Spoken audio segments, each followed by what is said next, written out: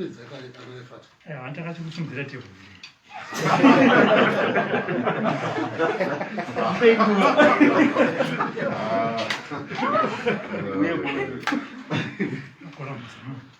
I think you are now my advocate. Because it's a talk that's what we do. I don't know if Papa knew move or you could swat.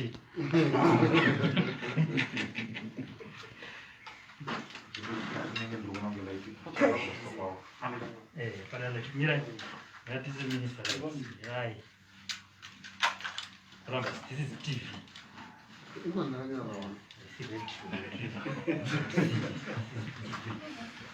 Maybe in the meantime, can we have my introduction? Yes. So that the ministers, yeah. Anyway, your time, freelance journalist. Not Jim Tongas at 26 Richard. Freelance journalist. Lantali 263 chat. If I secure SABC News. Robert, Sly Media. William Makumba ZPC. Listen to Wenembe, Voice of America TV. Well, Columbus Mavuma, Voice of America TV. Yeah. Custom como freelance journalist. Then Mugauri striker. Look at the sun vision of it. Chamisa no more service. Oh, Shamisa?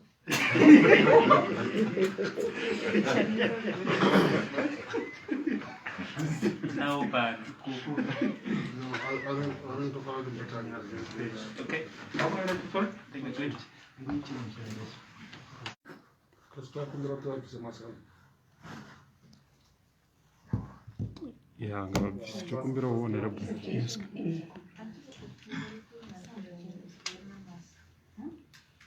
We may kindly ask you to remove your mask if it's okay. ZBC. Please go on. No, I'm sorry. She needs to, sorry.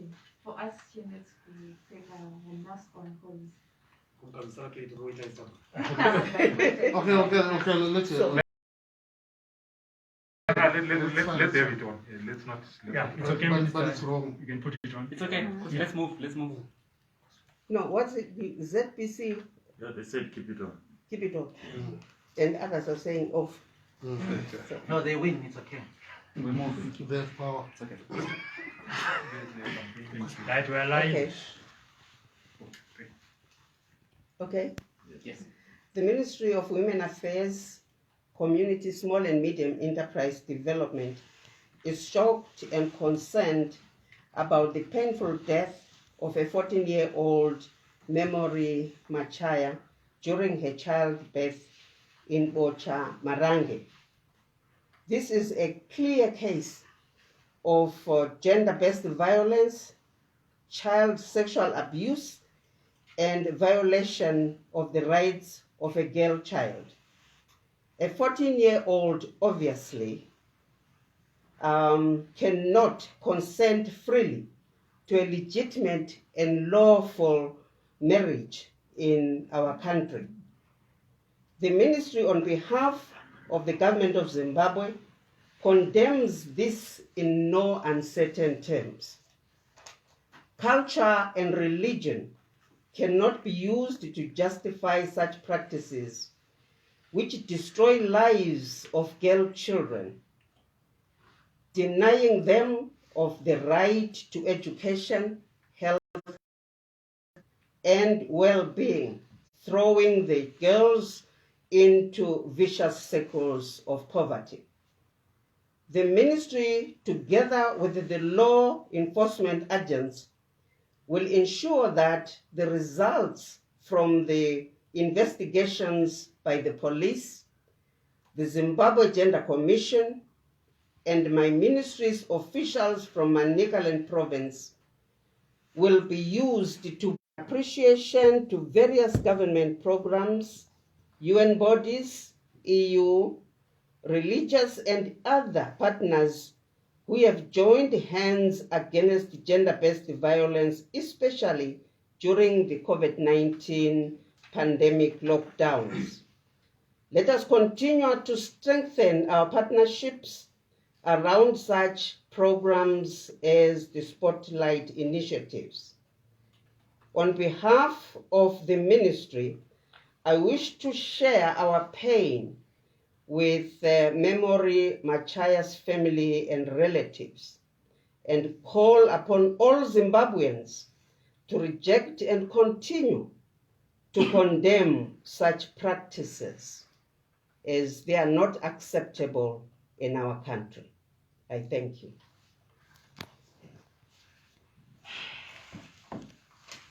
I'm done. Thank you, Honorable Minister. Maybe from members of the media, maybe there are some with a few questions. Okay, pose to the Minister. Yes. Well, Minister, thank you very much. It's not new that the people in Marange have been engaging in child marriages. It has been there, it has been a phenomenon that we have known for quite some years. Are you telling the nation and the world that this is the first time the government of Zimbabwe is being made aware of such kind of practices by this sect? Particularly, yes, we know that child marriage escalated during the COVID-19 pandemic, but by this sect, it seems as if it's not new. Are you telling us that this is the first time as government you are being made aware of such practices? No, I'm not saying that. We have been aware and we are condemning it, and it's unacceptable. That is my response. Okay, my name is Lovejoy once again. Honorable Minister, maybe for the sake of progress, we want to know, has the perpetrator been apprehended and those involved in trying to assist this girl? Because from what we're understanding, it looks like it was a gruesome labor process. If they've been apprehended, what is the status quo right now? I said in my presentation that the police, I'm sure you have also seen the statement from Nyati, the spokesperson for the police. They are investigating this. As soon as we heard of this incident as a ministry, we asked our officials in Manicaland to follow it up and to investigate. And we are waiting for a proper police report, and then action will be taken according to the laws of Zimbabwe. Maybe. As a follow-up as well, what is the government's policy when it comes to child marriages and sexual violation of young girls? The government totally condemns this. It is not acceptable. I'm sure you are aware that we have a marriage law which also condemns child marriage. And as soon as that law is through all the parliamentary procedures and is enacted into law, that law will then be able to be used against such perpetrators. But still, even without that law, our own constitution condemns such an act. And none of our children can marry before the age of 18.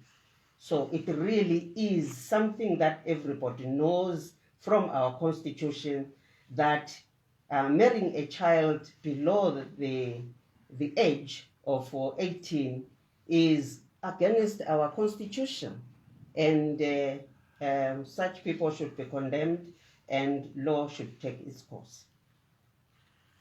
Thank you. Yes. Okay, Minister, a few months ago you were in Parliament and you did report that close to about 5,000 girls had dropped out of school due to pregnancies during the period of January to March. Which I just want a follow-up on that as to how prevalent is this scenario where young girls are actually falling pregnant? This is an isolated incident where we have actually have received reports of deaths, but we do get reports that there are many girls that are actually being forced into marriages. Do you have statistics as to how many girls right now have actually fallen pregnant? This is a problem, especially as a result of the lockdown when children are not going to school. And my ministry is very concerned. I'm sure you will be aware that we have followed up, because the biggest number of girls that had fallen pregnant was in Mashonaland Central. And my ministry organized the traditional leaders there in Mbire. We went there and we had some of the girls with us, and we were very happy that the girls are fighting it out. One of the girls in that meeting gave a testimony that she did go back to school and she did try to educate herself, and now she had completed A-level with about 12 points, and the ministry and other well-wishers, we are helping her to go to university. But as a ministry and all the women of Zimbabwe, we are saying no to this practice. I think it is time that our girl children were respected. And I'm sure that girls don't just go giving themselves up to men. I think our male counterparts need also to take responsibility in taking care of the girl child, especially during this time when the children are not at school. We will take 3 more questions and then good.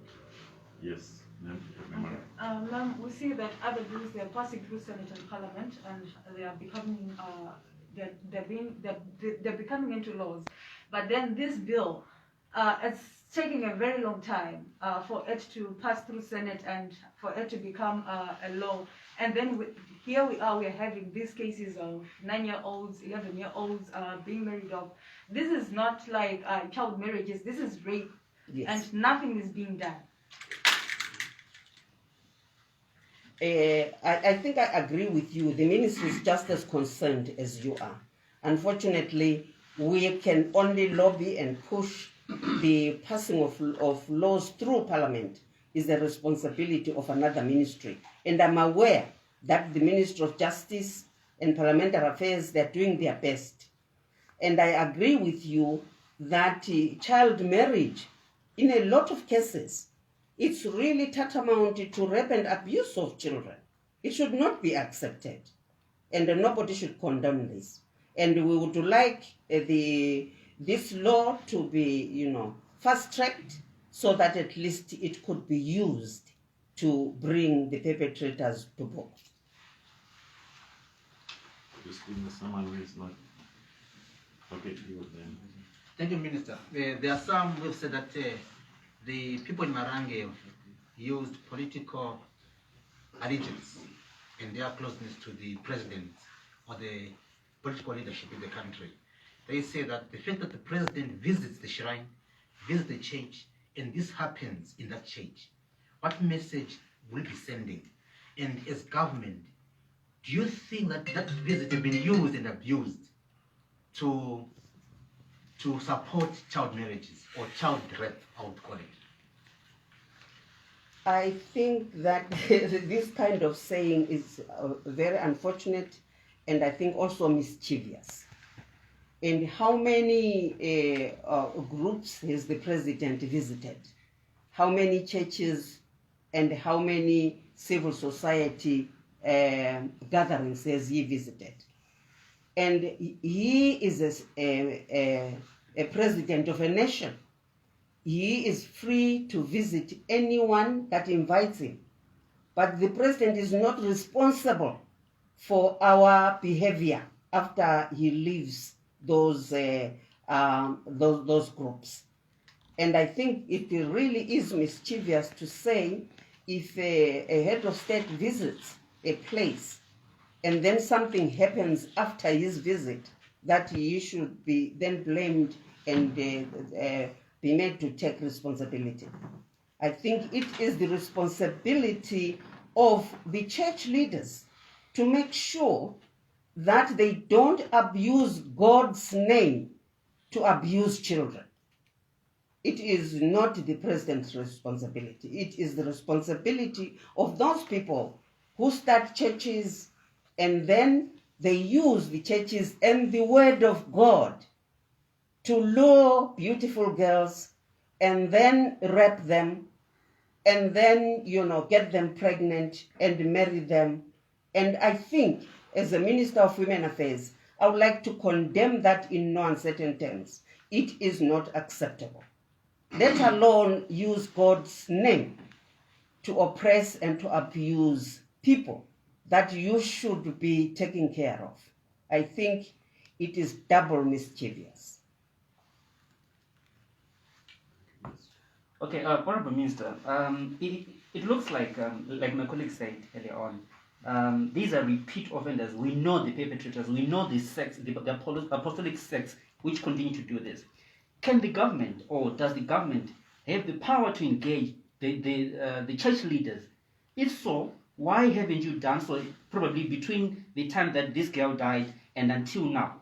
My second question would be, can the government, seeing that these apostolic sects continue to do this, can it ban or temporarily ban these churches from operating until they agree to at least conform to government policies?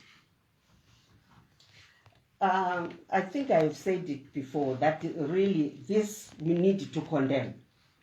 And I think the process, yes, we are condemning it. It's not acceptable. The process of banning churches, I think the responsibility lies with the Ministry of Home Affairs. The Ministry of Home Affairs is investigating, and let's give them the opportunity to see what they come up with. But as a Ministry of Women Affairs, I've said it before, we are condemning this. We are behind the police. We would like them to find the perpetrators. We would like the perpetrators to be brought to book. And then, as a mother, how soon do you think this case should be arrested? The police can't investigate forever.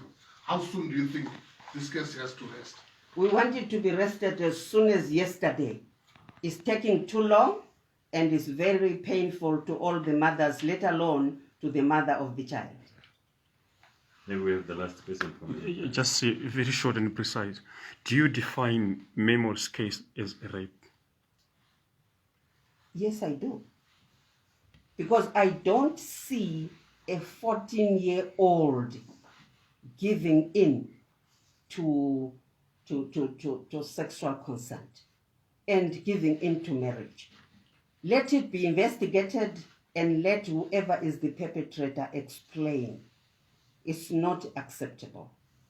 A 14-year-old is a minor who should be taken care of by the church, who should be taken care of by adults, not to be abused by adults.